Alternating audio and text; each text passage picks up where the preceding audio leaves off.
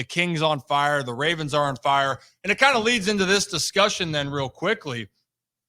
Look, Pat McAfee had Bill Belichick on to talk about the Ravens here, and he made it very clear in the games that the Ravens have lost, it has felt that it not necessarily was that the team was better than the Ravens, but the Ravens might have beaten themselves. So let's play that clip for you.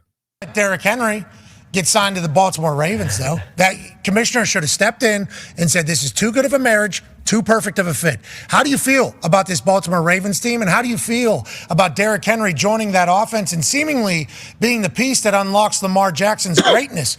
His QBR, his pass percentage, everything they're doing offensively is the greatest they've ever done there. And Derrick Henry, we think, obviously is a massive piece. Why? How do you feel about the King and his return to form, and also the Baltimore Ravens going forward, Coach?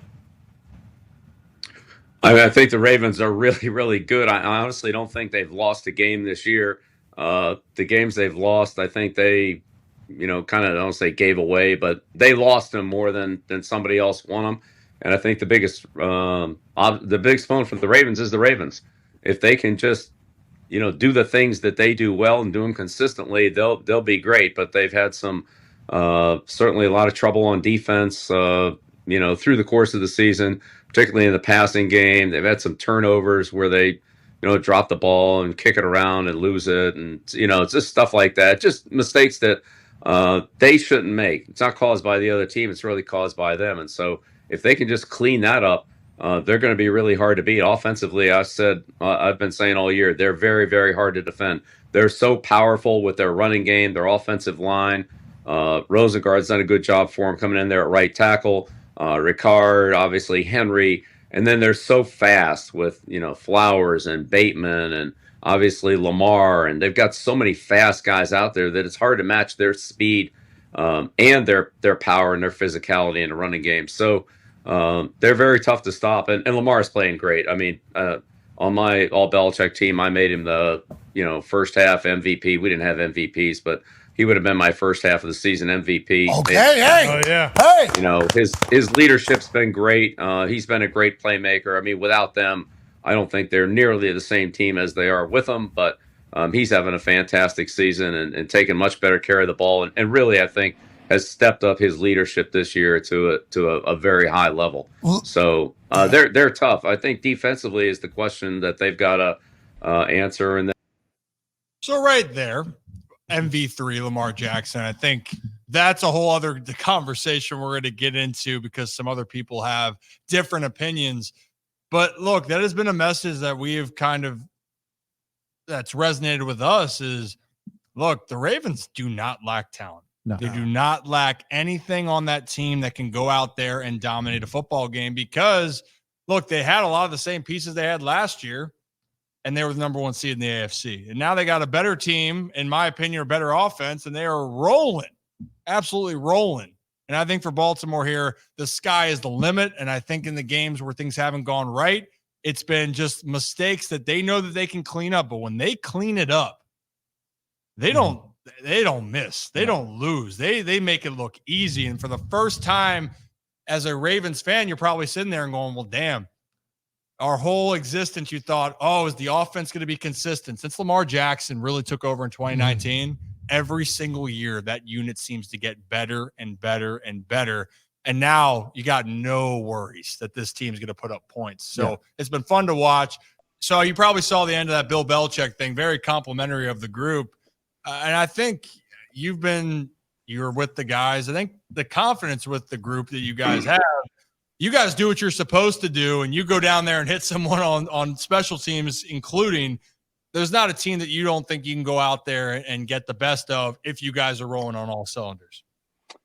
I think you're exactly right there. We know that if we're playing like we did yesterday, and we've shown throughout the season that we're going to be a tough team to beat. I mean, Bill kind of said it well there. We have Lamar's playing at a level that, he's got 2 MVPs, but I just don't know if he's played at this type of level as far as leadership goes, decision-making. I mean, perfect passer rating yesterday. He's looked really dominant and very poised and very under control of our offense, and he's stepped up in that role. and done an excellent job this season, and he's helped distribute the ball to all of our playmakers. And we saw yesterday that Zay Flowers is obviously an electric player and finds a way to get open and make some unbelievable plays. I know that on the one he had the cutback on, that was one of the more exciting plays I've ever seen. The way he was able to stop, change direction, get upfield, and then still get a touchdown was one of the most electric things I've seen being on the Ravens. So that's exciting to see. Derek, doing what Derek does, got another 100-yard game, 2 touchdowns, was kind of incredible. That guy's just steady Eddie. I mean, he's kind of, not that he goes under the radar. Yesterday he was kind of a quiet 100 and whatever. I think he was low hundreds, maybe 102, 103. 106. Yeah. Okay, 106. It was kind of a sneaky 106. He didn't have any of those long runs that he's shown this season, but he had a lot of 8, 9, 10-yard carries that those things add up. And Pat Ricard being in there, getting a touchdown, getting a nice catch on the little flat route there, good for him. And I think we're having fun. Guys love playing with each other. Guys are excited to go out there and really just dominate the game on the offensive side of the ball. Offensive line is playing great. Tight ends are showing up. I think everyone's getting in there and showing that they're here for a reason. And I think as a group, we're coming together, we're molded up, and we look really strong, really powerful, and really fun. So really electric to watch. So I'm excited to see what we can do on this short week against our division rival. Yeah, the Bengals are coming to town. The Cincinnati Bengals. They remember what happened up there a few weeks ago, which I expect is going to be a great game. But actually, to close on the Zay Flowers thing, and Zach, some people called you a madman. They called me a madman. Zay Flowers is actually on pace for over 1,200 receiving yards, and he's the only player, I believe, in the NFL. Kevin, Zach, you guys can fact check me with this. It's the only dude that has 3 halves where he has gone over 100 yards in a half. Yeah. Not only that, but since week 5, Zay Flowers has the most receiving yards in the National Football League. Oh my goodness. And that includes a game in Tampa where the first play from scrimmage, he got the 11-yard screen and then got rolled up on and didn't get a catch the rest of the game. Including that, he leads the National Football League. That's what blows my mind about just this offense in general, Nick, is just that we have those that's usually a stat that you see one playmaker have on one team. But when you have that, plus Derrick Henry is on pace for breaking, all kinds of records on the rushing side of things, plus Lamar Jackson's on pace for breaking all kinds of records on the quarterback side of things. It's just crazy that this is all happening on one team. Yeah. I mean, we got the weapons, man.